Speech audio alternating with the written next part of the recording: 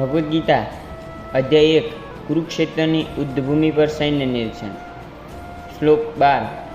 તસ્ય સંજનય હર્ષ કુરુવૃદ્ધ પિતામહ સિંહનાદમ વિનગ્યોચે શંખદમ્યો પ્રતાપવાન.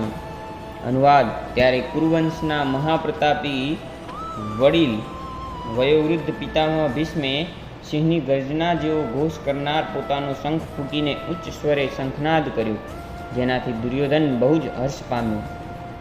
ભાવાર્થ.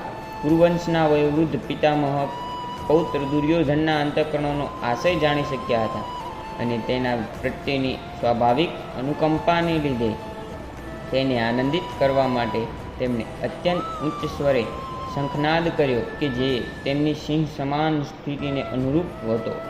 પરોક્ષ રૂપે શંખનાદ કરીને તેમણે હતાશ પૌત્ર દુર્યોધનને જણાવી દીધું કે તેણે માટે યુદ્ધમાં વિજય પ્રાપ્ત કરવાની કોઈ તક ન હતી, કારણ કે પરમેશ્વર શ્રીકૃષ્ણ સામા પક્ષે હતા. તેમ છતાં યુદ્ધનું સંચાલન કરવું એ તેમનું કર્તવ્ય હતું અને તે બાબતમાં પોતે કોઈ કસર રાખશે નહીં. જય શ્રી કૃષ્ણ.